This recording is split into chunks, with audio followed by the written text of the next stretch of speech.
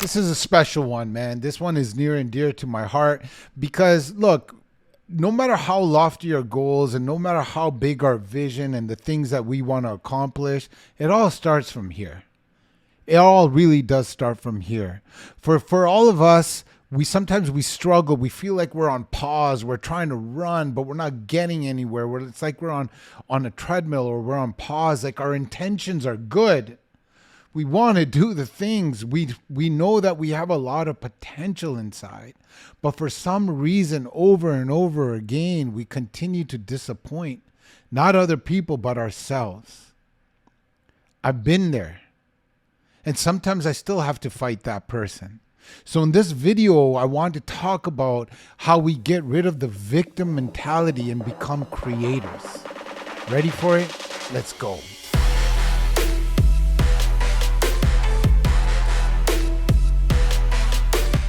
So, some of these things I'm going to tell you are very personal, but I'm sharing these stories because they're not really about me. Yes, I am the character in these stories, but I want you to visualize your life because what I'm really coming across is a growth mentality is based on the fact that we can catch these things because the healing is in the knowing.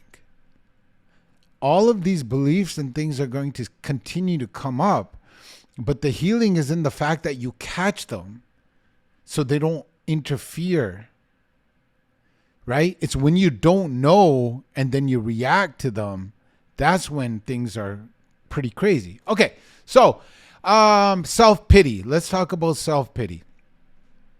So I had extreme self-pity and I didn't even know it. Because my things were harder to catch. I didn't have an addictive personality, so I didn't get addicted to substances and things like that. So I didn't hit bottom. I didn't really ever hit bottom, right? So I had really bad, depressing moments like my brother passing away, divorce, all that stuff, separating with my kids, from a 50-50 split. I had all that stuff. So yeah, I've hit that. So but in the beginning with my inner child, I want you guys to think about the inner child. So I'm not really talking about the bottom. I'm talking about your inner child. So as an inner child, I thought I had all this potential. See, there's reality and there's perceived reality. I'm talking about my perceived reality. And sometimes we're so young, our perceived reality is not reality at all. But actually, let me just go into mine for a second. So here I am. I thought I had all this potential. What I was craving was a mentorship, a guide, someone that can take me and say, here you go. This is the path of least resistance. If you do this, this, and this, you will get this. And I know internally I would have done those things because I'm a forever student. But again, I don't regret the fact that I didn't have that because I wouldn't be the person that I am today if I had that. But in turn, what I became was an amazing mentor to my two boys. And I can honestly say that.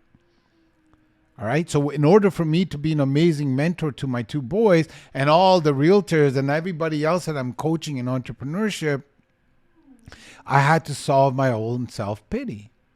Self-pity comes in many different ways. I'm talking about victim mentality right now.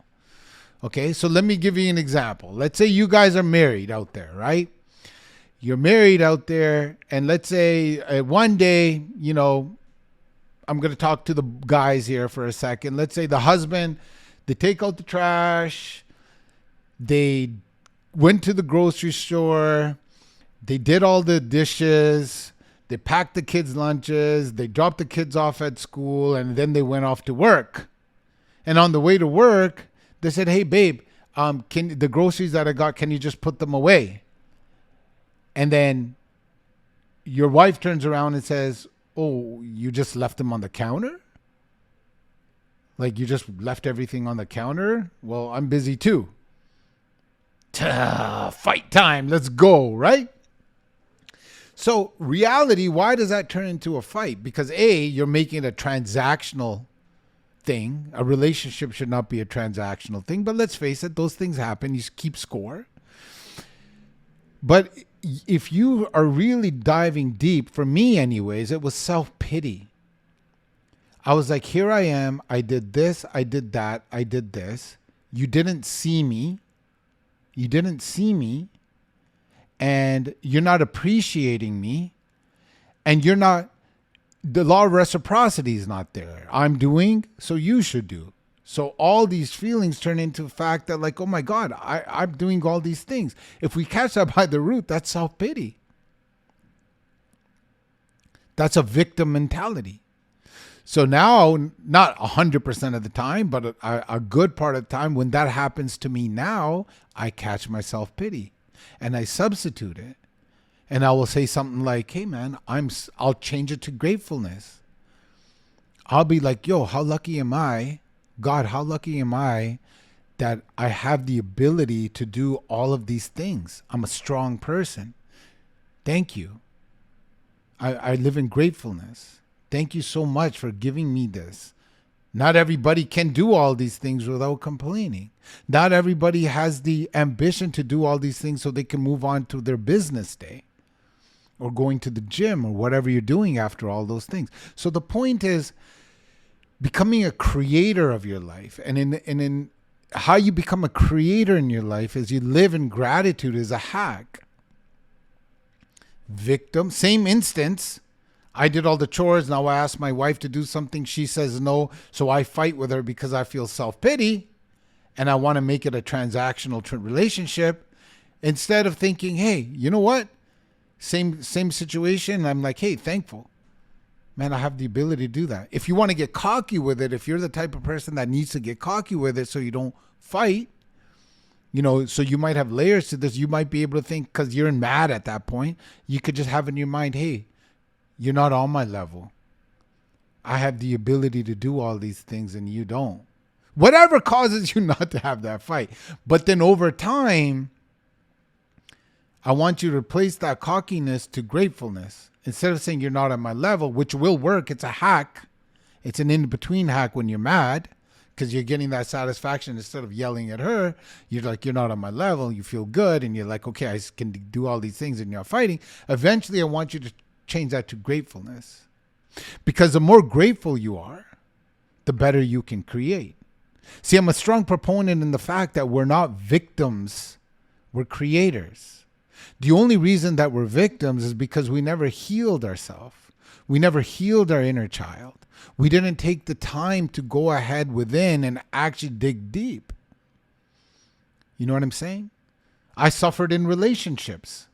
Why did I suffer with relationships? Because I had a victim mentality. Growing up, I had a lot of love. I had great parents that give me a lot of love and support. But what I didn't have is affection. See, love is shown in different ways. My dad didn't show me love by hugging me and kissing me, but he showed me love by waking up every single morning and going to work so I can have food.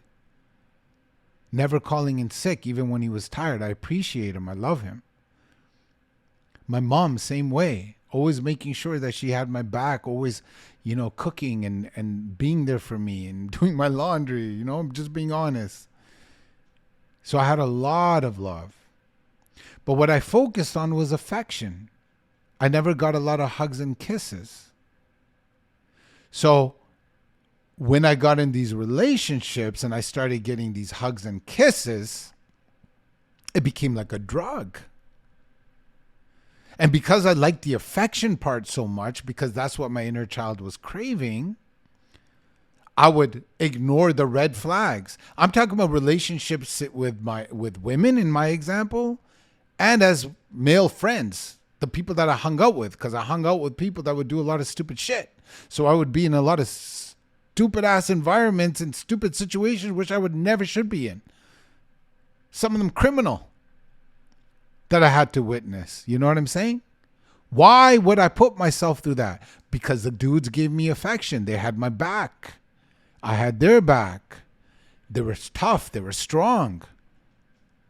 We were boys. Were we boys? But anyways, right? So same thing with women. what they were, like, for example, one of the women that I was with, it's like, I thought it was affectionate, but it was actually more like fatal attraction, very clingy, but I overlooked the red flag because the affection felt so good.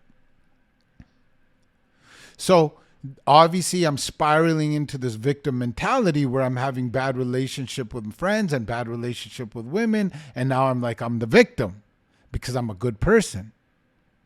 But I had to get rid of the old so the universe can bring in the new. I had to become a creator in my life. How did I become a creator in my life? Instead of just focusing on the bad things, because actually I'm a strong proponent in the fact that we create in our life and we attract in our lives who we are, not what we want. So if I didn't like the people in my surroundings, well, then I was attracting that. So I was mirroring that. So some of that was a part of me. That comes down to even business and entrepreneurship, because this is what this channel is about. But we cannot attract all these sales in our lives and all the success in our lives if we're not whole and complete in our life. If we don't understand where our weak points are. Your personality creates your personal reality. Your personality creates your personal reality. So we can actually, now I'm learning, and I have learned, and I'm on this journey because it's a never-ending journey, is actually if we don't think about our past and we don't, succumb to the story that we have about ourselves. This happened to me. Therefore, I act like this. Forget about that story and we focus on creation. We can create realities in our head that are not even true. I'm not talking about fake it till you make it. I'm like, see it until it becomes a reality. If you see it and you believe it, you can achieve it. If you feel it and you see it and you believe it, you can achieve it.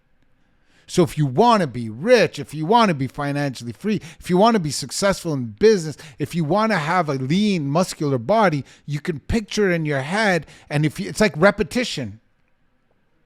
See, your mind doesn't know the difference between what you're repeating in reality and what you're repeating in fiction. It's just repetition. So if you visualize what you want, you can create it, but you have to visualize it with belief. And in order to visualize it with belief, I feel anyway, that you have to heal your inner child, and you have to do the exercise, which I just did with you, of overcoming being the victim. Becoming a victim is not serving us. Because when we live in victim mentality, we are in a lower level negative energy. We're in a lower level energy state. We're in a lower level vibration. And when you're in a lower level vibration, guess what you're attracting? Like attracts like. Remember that. And sometimes we hang out with people, or we feel that we cannot get certain amount of money in our life, or the relationship in our life, or the physique of our life, because we feel that we don't deserve it. So now you're attracting all these things in your life that you don't deserve because you're in a lower level vibration. So you have to increase your vibration. And the hack to increasing your vibration is build one belief. Just build that one belief. Conquer smoking. Lose that 20 pounds. Make those sales quota that you wanted that month. If you can build one freaking belief, your belief transcends into confidence, and now you are a person that knows they can do more. Why do you think it is that confident people that are successful in one thing can transcend to other things and also be successful? Why do you think that is? Why am I a successful real estate agent that can become a successful revenue share person, that can become a successful coach? Because I created that one belief. For me, that belief, when in hindsight, came from the gym. I wasn't happy with my body. But one thing I learned from the gym is when I started pumping iron, I was like, man, I didn't become the fittest person in the world. I wasn't like Arnold Schwarzenegger. But I changed my body, and I changed it. While I changed it, I learned the formula for success. Because I couldn't go to the gym one day because one of those people that are, risk takers, or they're all in type, which I have a little bit of that. I was a lot of that before, but I had to change because I couldn't go to the gym for 10 hours and get ripped. I had to go for 45 minutes to 90 minutes every single day, 4 or 5 times a week over a long period of time without quitting. That's a formula for success in everything. I can't come in my sales business, make calls for 10 hours, and I'm like, oh man, not do it for the rest of the week. No, I got to do it 2 hours a day, 5 days a week for a long enough period of time without quitting. See, I understand the formula for success because I built one belief, and by building that belief, I understand the formula for success. And now I can transcend to other things. But many of us go by because we're procrastinators. We just keep saying, hey, tomorrow we're going to do this. Tomorrow we're going to quit smoking. Tomorrow we're going to start prospecting. Tomorrow I'm going to start lifting. Tomorrow never comes, y'all. So here's a cool thing, right? This was kind of like if you watch, I was watching a podcast on Joe Dispenza. He's great at the law of attraction and all this kind of cool stuff. And he said something that was profound. The person that was podcasting him, interviewing him rather, he said, listen, he goes, one of the things that I do is, at late night, I crave sugar and I eat sugar. And every time after I eat sugar, I feel guilty. But I can't, I just do this to myself all the time. I'm addicted to sugar. So Doc gave him another way of thinking of this where I want to share with you, which was so profound to me. He said, you ever think you're not addicted to the sugar, but you're addicted to the guilt? Whew. When I heard that, I got chills because I'm like, wow, I never thought about it that before.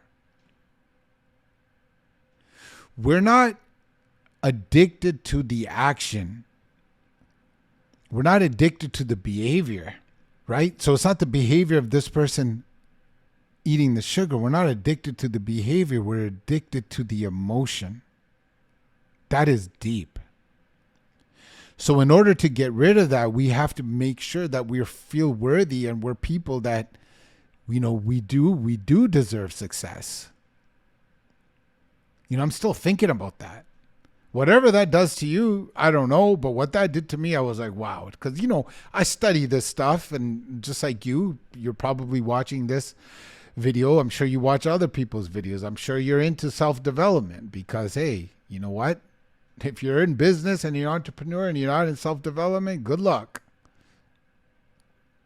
You're not addicted to the sugar, but you're addicted to the guilt. So we have to find ourselves. Why do we self-sabotage ourselves? We're addicted to that feeling.